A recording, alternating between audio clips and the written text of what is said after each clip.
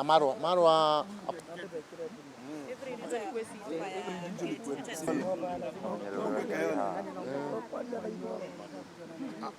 okay, let's have members. Don't shake things here. Wacha tusome nyinyi mtaongea, mtasikiza vile tutaflow. Tutapata shida sana. Tutapotea. So I needed to put my eyes. When people are making comments, what normally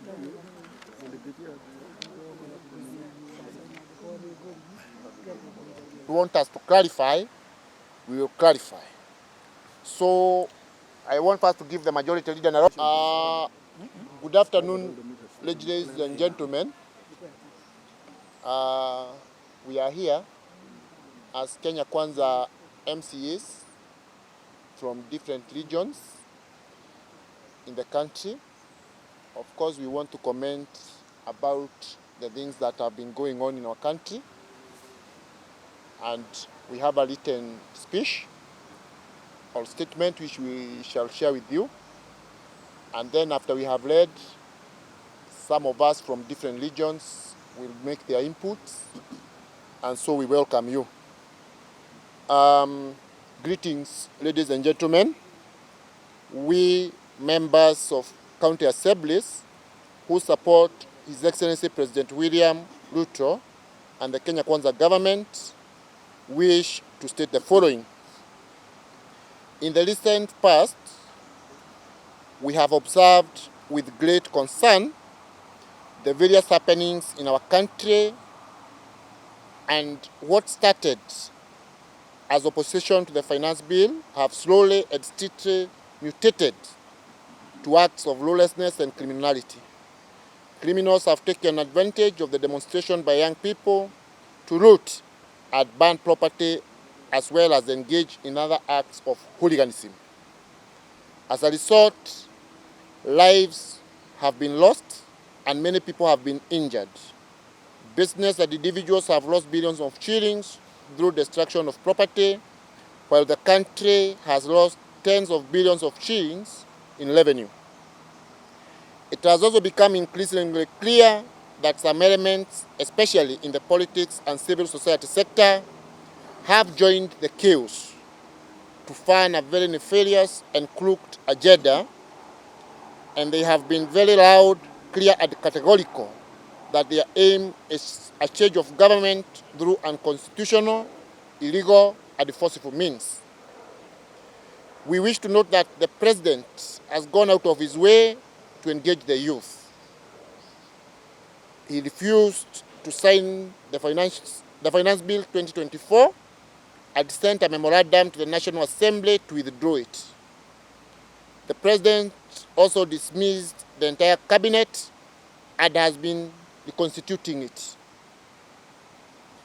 It is important to point out lawlessness that is being deliberately perpetuated has begun taking a toll on innocent Kenyans who have been caught in the crosshairs of the confrontation between unruly mobs and the police. Many Kenyans have resolved that enough is enough and are beginning to take law into their own hands. Business people in Nairobi and other parts affected by these criminal protests have started guarding their own property and have warned that going forward, they won't allow protesters in their towns. We wish to further observe the following. A, the Constitution of Kenya gives a very clear mandate to the winner of a presidential election to form a government in conformity to the supreme law and other legislation. B, it is therefore important to allow the President to form a cabinet that will address the challenges facing Kenyans.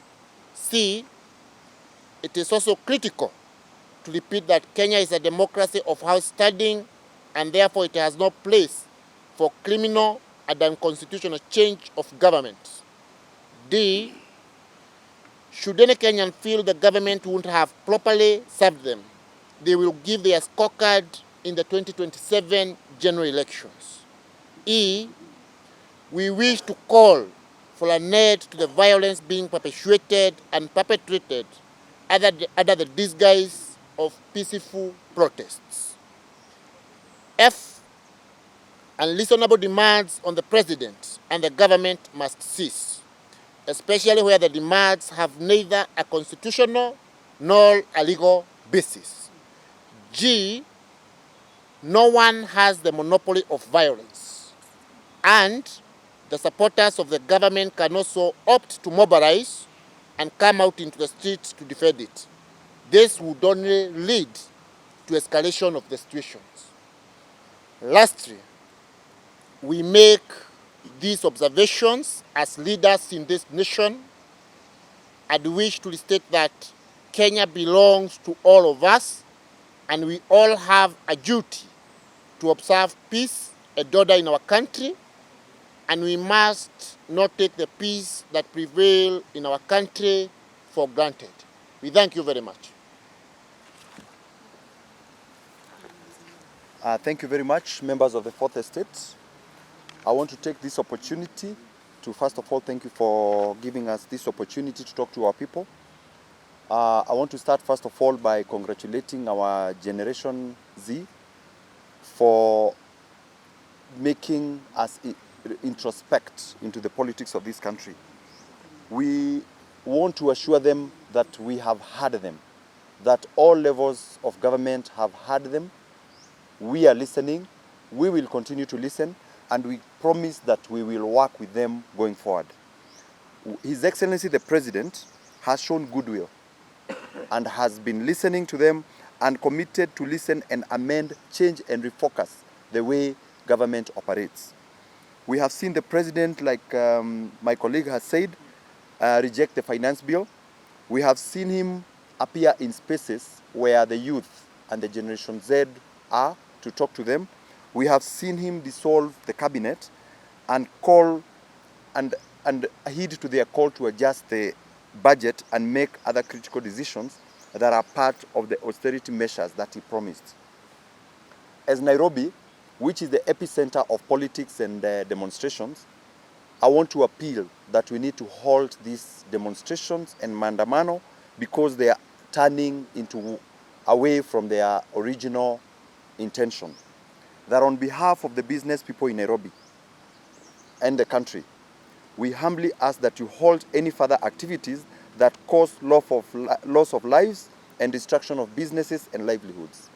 We have suffered great losses in terms of interruptions, loss of life, and loss of business. We appeal to the demonstrators, their funders, and those who support them to give dialogue a chance. On behalf of the leaders who, in your eyes, have fallen short of your expectations in deed and words, we want to apologize and ask for calm and promise you that we have learned our lessons, and going forward, we will remember to include you. You can actually check the finance bill of all the 47 counties that we have listened to the people and are going to do justice and do what is right to the people. To the families that have lost their loved ones, we condole with you and we pray to the Lord to comfort and give you peace. And we promise you that your loss is not in vain, that the politics of this country has changed. To those who are injured, to those who are in hospital, to those who are injured at home, we wish you quick recovery and welcome you back to this country to make sure that we drive this country to the next level. We have only one country and one constitution. The same constitution that allows you to picket and demonstrate also guarantees security to those going about their business. We appeal that you give them an opportunity to do business because they are your brothers and sisters. These are people who supported you from the first day, and it will be unfair that they suffer because of what is happening. As Nairobi County Assembly, we also listen to you, and you can be rest assured that we are talking to you and we will continue working for this country. We also want to reiterate, like my colleague has said, that let us follow the Constitution. Let us not fall into the trap of using unconstitutional means to achieve our goals. Thank you. Thank you, Honorable Taribo. And good afternoon once again. My name is Paul Chirchir Tarimbo from Kericho County Assembly. As you can see, we are members of the County Assembly for various county assemblies. We have Eastern, we have Nairobi, we have Kisii, we have Kakamega, we have Kericho, we have Baringo, we have Machakos, and quite a number of other county assemblies. We are here of like-minded, and just like the Constitution allows demonstrations and picketing, the same Constitution says that Kenyans go to an election every 5 years. And in that election, the president is picked, the governor is picked, the senator is picked, MPs, women reps, and MCAs. And they are given a 5-year term. So a few individuals of contrary opinion, the Constitution, the laws of the land allows them to differ in opinion. But your divergent view should not be used to say that the president should go. The president is not going anywhere because he is serving his 5-year term. I want to make a passionate appeal to Kenyans, the Gen Zs. We have heard you. Kenyans have heard you. Like you said, finance bill be dropped, it was dropped. You told the president to dissolve cabinet, he has done so. The president will continue listening to you. Please listen to the president also. The president is appealing to you that let us have dialogue. Let us talk to one another. Let's talk. Let's have a discussion. Let's have a dialogue. I want to laud Mheshimiwa Mbadi. Yesterday, in a meeting in his county, he talked about leaders coming together to dialogue. We are also appealing that let us dialogue. We will not say that we know anything more than anybody else. We are all a team. So let's talk. Let's have a discussion. Let us dialogue. This country is bigger than all of us. Thank you very much. Honorable Marwa from Kisii, who is ANC. My name is Martha Marwa, Amani National Congress, nominated MCA from Nyamira County. Today, as we are gathered here, we would like to voice to our daughters and sons, to parents, to preach peace. Peace is a vital thing in our nation. We can only thrive. We can have this moment we have here because of peace. We can do our businesses because of peace. Our parents, let us talk to our daughters and sons in the house. Let us tell them about the importance of peace. Because you can see we are using the law of picketing and demonstrating to destroy property.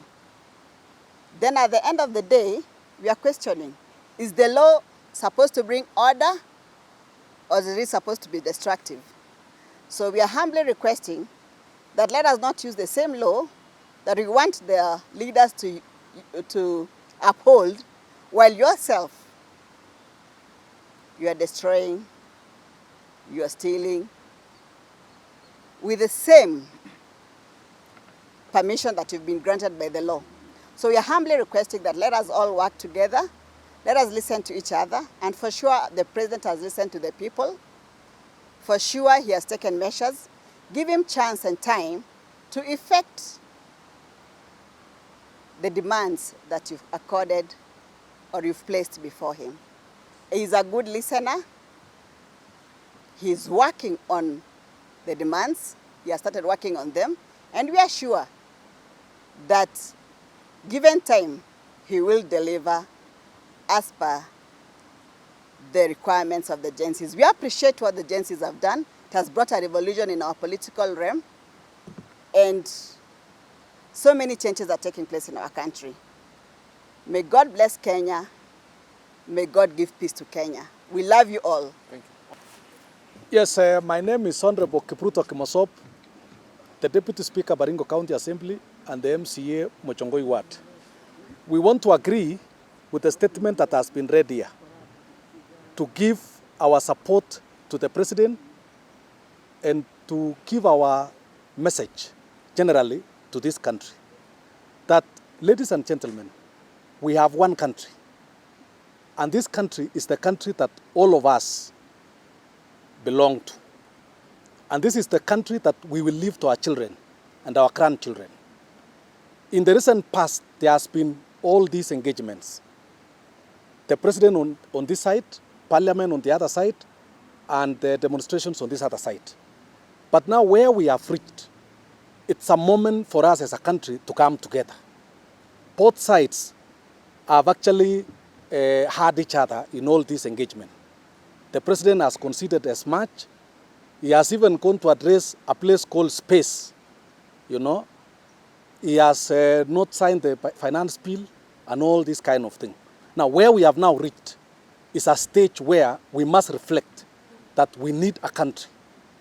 The stability of this country ranks higher than anything else. That is why we have come to appeal to the demonstrators, to everybody else in this country, that let us come together as a country. Let us not fall beyond where we have now reached.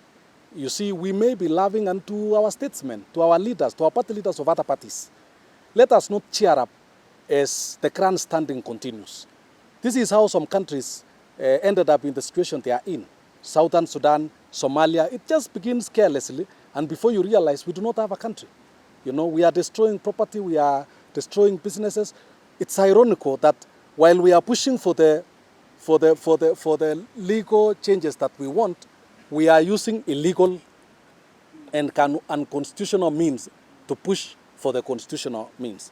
And my final comment, it's not in vain that we passed a constitution in 2010 that was passed and promulgated in a very democratic process, and everybody in this country was involved.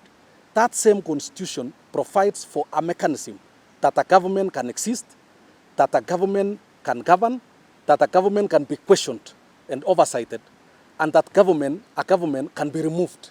It provides a mechanism of how a president can be removed and all that kind of thing. Why don't we just stick to our constitution and to our law?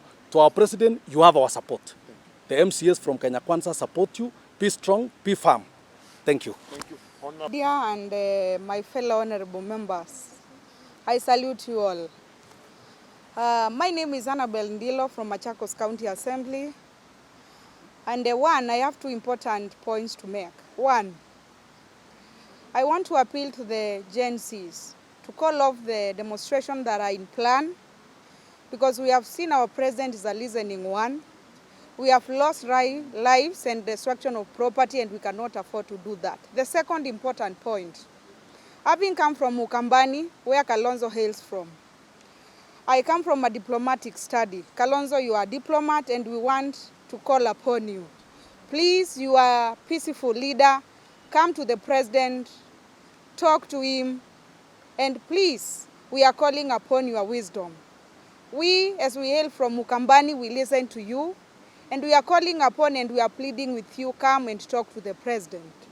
You have a lot of experience as peace pertains, and please, we call upon you, even the county assemblies, Makueni, Kitui, and Machakos. Please come talk to our president, and he's a listening one, and things shall be okay. Thank you. Thank you. Honorable Mahero from Western.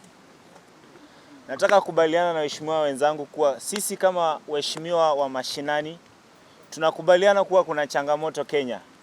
Lakini kuna njia mwafaka kikatiba ya kusuluhisha hiyo changamoto.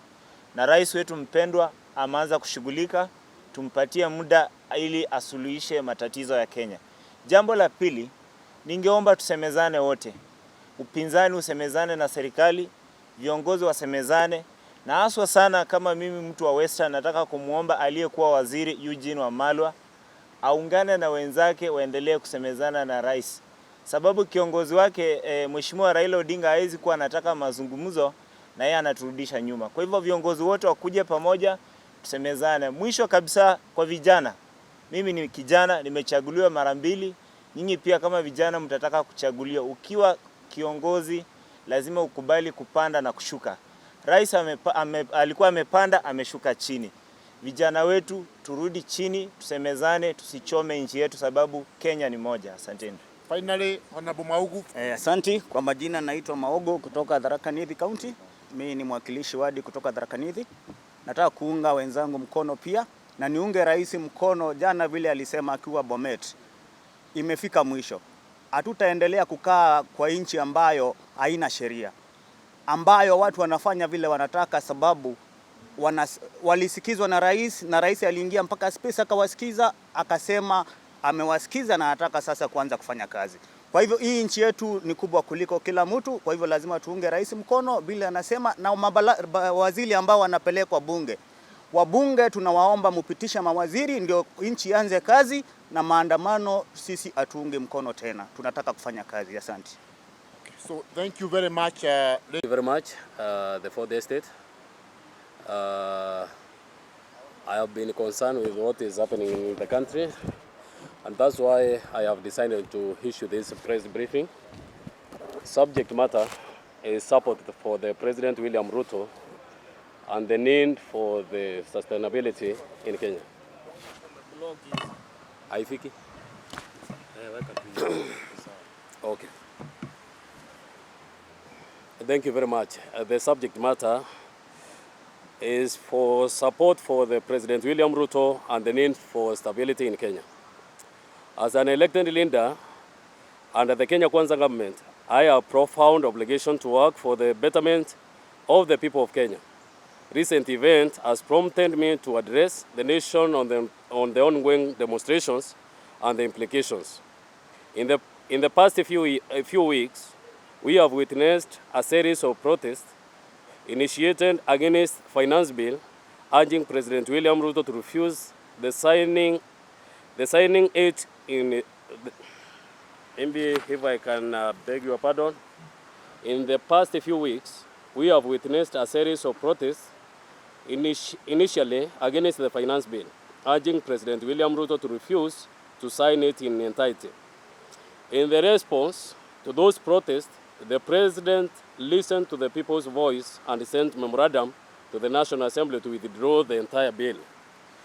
But the demonstration and persistent as demands followed other demands, including the dissolution of the cabinet. Once again, the President complied with the demands. Despite those actions, the demonstration continued, now calling for the resignation of the President. It has come clear to me that neither the finance bill nor the cabinet was the issue. The root cause lies deeper. There are individuals with a thirst for power organizing and manipulating those protests for their selfish benefit. They have exploited innocent young Kenyans, turning them into tools for their inferior agenda. Many of those young people are unaware of the real motive behind those demonstrations. Upon careful observation, I have noticed that a significant number of those mobilizing for those protests on platforms like X, formerly Twitter, do not even live in Kenya. Their primary goal is to see President William Ruto fail despite his effort to streamline the economy and set Kenya on a path to prosperity. President Ruto has made significant strides in stabilizing the economy. This financial year was said to be a turning point, a year of substantial progress. Those distractors are threatened by the President's success and they are determined to see him falter. They do not wish to see Kenya flourish under his leadership. The shadowy figures are indifferent to the challenge facing our young people, including unemployment, and are threatened by the job creation policies, programs that President Ruto has introduced.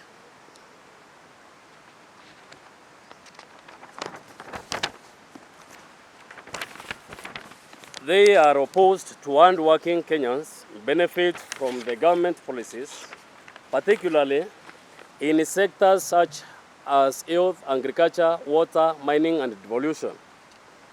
Mr. President, Kenya has many enemies who do not wish our country well. This is your moment to reclaim Kenya from those evil people, set it on a trajectory to prosperity.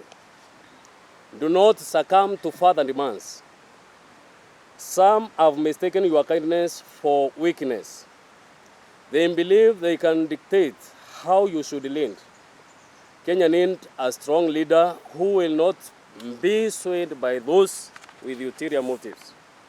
As a lead elected in the party you lead, I stand firmly behind you, Mr. President, until we deliver the promises we made to Kenyans during the 2022 election campaigns. As a legislature, we are prepared to vet and appoint the new cabinet you have nominated to facilitate effective delivery of our commitment to the people. It is crucial for all leaders to unite and act decisively. We must give President the time and the space to lead. He is a performer. The 20 months he has been in office has proven. Many doubted our government's ability to manage debt. We have proven them wrong by meeting our obligation and strengthening our currency. The real cowards, and I mean the real cowards, are those who refuse to give our president a chance to deliver on his promises. By the year 2027, Kenyans will judge us based on our performance. However, demanding the president's resignation is neither possible or justifiable. We have witnessed his dedication and capability. It is time to rally behind him for the sake of our nation's future. Thank you. Maybe if